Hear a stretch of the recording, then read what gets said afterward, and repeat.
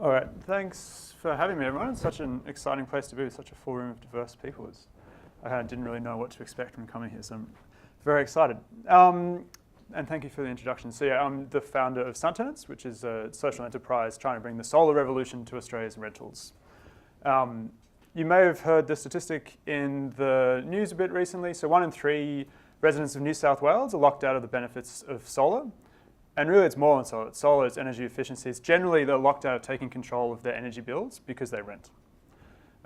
What makes this problem all the more important is that the people who rent, generally as a demographic, are less well off financially, which means they're being squeezed both from high rental prices and now high electricity prices, and they've got nowhere to go. They've got no options available for them to take back control.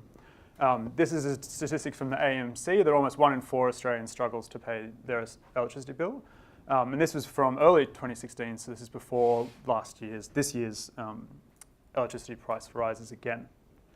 The good news is that although electricity prices keep skyrocketing, the cost of solar has come down by more than 60% now since I started doing a PhD in solar many years ago, or 5 years ago. And what this means is that there's a huge opportunity for people to take control of their electricity bills by installing solar. Kind of the levelized cost of solar these days sits somewhere below 5 cents per kilowatt hour, whereas retail prices are 5 to 6 times that at 25, 30 cents per kilowatt hour. Unsurprisingly then, owner-occupiers in Australia have really gotten onto solar in a big, big way. This is the latest numbers from the Australian PV Institute. There's over 1.6 million Australian households that now have solar, and that's great. But these are almost exclusively owner-occupied premises. So the question that I've been interested in for the last few years is how do we unlock the solar potential of Australia's rental properties for solar? One word answer, and it's never quite as simple as this, but is we need to share the value. That's kind of the theme of my talk today. Which is not worth very many words in Scrabble, but is still a very important concept. So the first project I want to talk about is what I did in a cooperative just over in Newtown in Sydney, which has been in the news a fair bit as well. It's the Stucco Solar Plus Storage project. And this is the first time that an Australian apartment has installed solar and battery storage. We installed 30 kilowatts of solar and 40 kilowatt hours of battery storage. And the thing that's not in the title, because it's not so glamorous, but it was really the crux, was converting the building to an embedded network. Like I said, this concluded at the end of last year and has been written about in plenty of places, so I won't bore you with it. I'll just show you some of the latest highlights. So this is after 8 months of operating now. The whole building of 40 students now operate almost 3/4 independent of the grid. So they get about 1/3 of their energy from the solar directly, about 1/3 from the solar via the batteries, and 1/3 from the grid.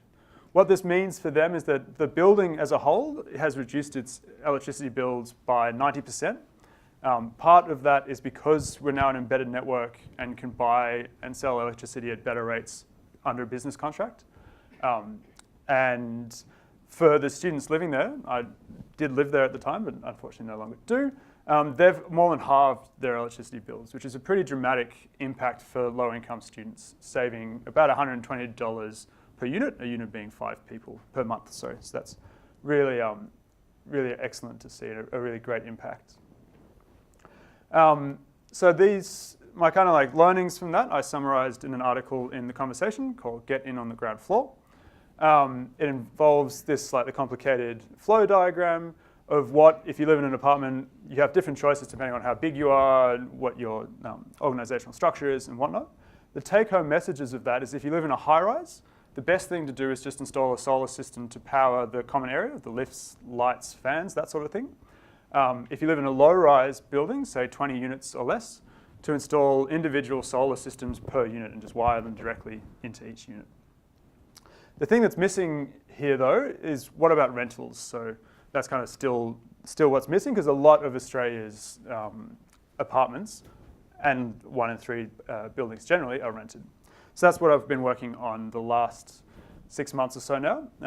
I was very, very fortunate to be awarded a Myer Innovation Fellowship from the Sydney Myer Fund. And that's for this work of SunTenants, which is this new social enterprise that's bringing the solar revolution to Australia's rentals. So because of the Stucco experience, I just want to be really clear with what SunTenants is going to do. We're going to bring the solar revolution to freestanding properties or single dwellings. Think like a suburban house or a terrace around here. Or what we're calling solar-ready apartments, which essentially are those apartments where you have individual solar systems wired into each unit. Or say there's one of our pilot sites is a unit where the owner of the top unit has permission from the strata to put solar on and just to wire directly into their house. So that sort of thing. Things where you have individual solar systems are quote-unquote solar-ready and suitable for SunTenants. All right, so I'm just going to step you through the SunTenants solution real quickly. So it is up to the owner to install a solar system on their property. This means that it's really clean in terms of ownership. They own the bricks and mortar, they own the roof, they own the solar panel, which also means it's easy for them to then capture that value if they choose to sell their investment property a few years down the track. And say an owner-occupier moves in, they'll still value the solar system that's on the roof. All right, then the solar panels magically turn sunlight into electricity. What we do is Murray is around somewhere, we use watt watchers, smart meters to monitor how much the tenants use. Importantly, we monitor how much both the solar system produces and how much the tenant consumes. This is important because we then bill the tenant only for the solar that they consume. So any excess electricity that goes off to the grid, we charge them the same as what the feed-in tariff they're getting, so that just nets off. So the way SunTenants is structured is it kind of puts the tenant in the same situation as an owner-occupier. It's up to them to choose their retail contract, what feed-in tariff they get, what regular tariff they get, all of that sort of thing. And the more they're home and the more they shift their usage to daylight hours when the solar is producing, the more they're going to save.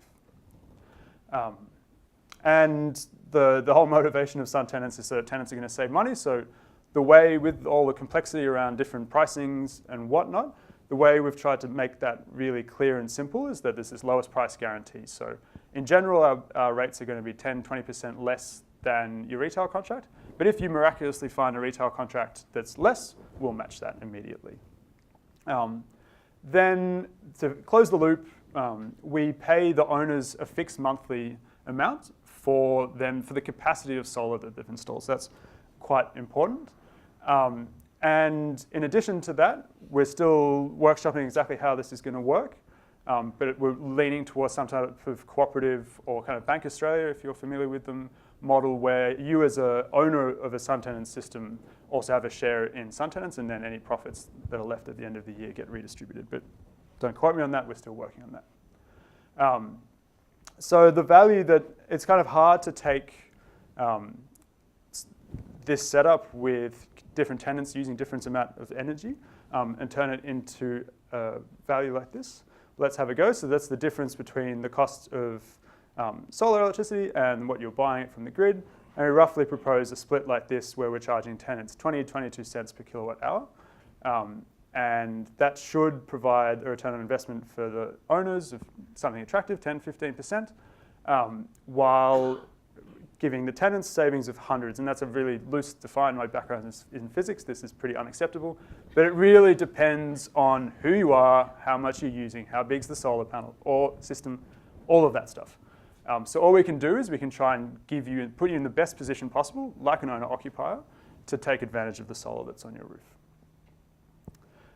And so the really innovative thing I think about, there's a few, but this is probably the standout in terms of our model, is that we're paying the owner a fixed amount of kind of a capacity, I don't want to say capacity charge, but we're paying them for the capacity of the solar system that they're providing. And then we're charging the tenants. And so the neat thing is that this is like a fixed amount that the owner can then compare to what they would get if they put their $6,000 in the bank. It's like a monthly return on that. Tenants, meanwhile, also get a really clear apples-to-apples comparison. 20 cents per kilowatt hour is less than 30. That's good.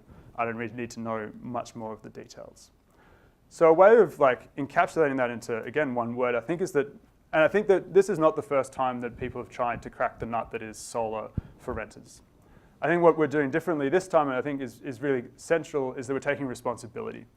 What I mean with that is that we take responsibility for all the kind of the solar know-how, the solar expertise, like the responsibility for sizing systems correctly, for making sure that the system's performing, taking care of maintenance, also the risk of different variabilities in tenancy, a young family is going to be home more than a young couple who are out all day working, that sort of thing. And the way that we manage that is by having this great access to the data and being able to do analytics and to aggregate across hopefully many, many sites. So the average self-consumption rate should average out. And we then have this innovative way of hopefully providing surplus income that we might have gotten throughout the year back to owners. Yeah, so to leave you on a light-hearted note, SunTenants is more of a zebra than a unicorn as far as startups go. And you can Google that and you'll find out what it is that I'm talking about. It means we're sharing, essentially. Yeah, so my email is bjorn@suntenants.com if anyone has any questions, and we'll also have the panel later. So thank you.